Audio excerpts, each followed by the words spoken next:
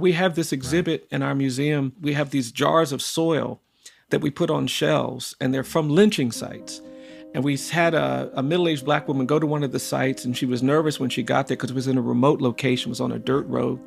And got to the site, she got down on her knees, she was going to start digging, and a pickup truck drove by, big white guy in the truck, stares at her, slows down, turns around, drives by again, stares at her some more, and she's terrified. Then the man parks the truck, gets out, walks over to her. She decides she's not going to tell him what she's doing. She said she's just going to say she's getting dirt for a garden. Man walks up to her and says, "What are you doing?" And then she told me later, she said, "Mr. Stevenson, something got a hold of me." And I told that man, she said, "I'm digging soil because this is where a black man was lynched in 1937. I'm going to honor his life." She said, "It was just me and that big guy, but something got a hold of me." And she said, when she said that, the man just stood there. And then he said, "Does that paper you have talk about the lynching?" And she said, "Yes." And she gave the man the paper. He said, "Can I read it?"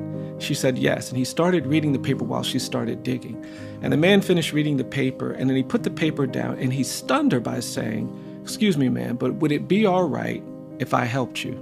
And she said, "Yes." And he got down on his knees, and she offered him the implement to dig the soil. He said, "No, no, no, no, no, I'll just use my hands." And this guy started throwing his hands into the soil and putting it in the jar, kept throwing his hands into the soil, and it blew her away. She said, "I had a tear running down my face. I just didn't expect it."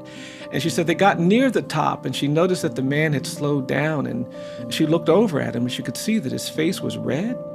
She could see his shoulders were shaking, and then she saw a tear running down his face, and she stopped. And she put her hand on his shoulder, and she said, "Are you all right?" And that's when the man said, "No, no, no, no, I'm not all right." And he looked at her and he said, "I'm just so worried that it was my grandfather that participated in this lynching."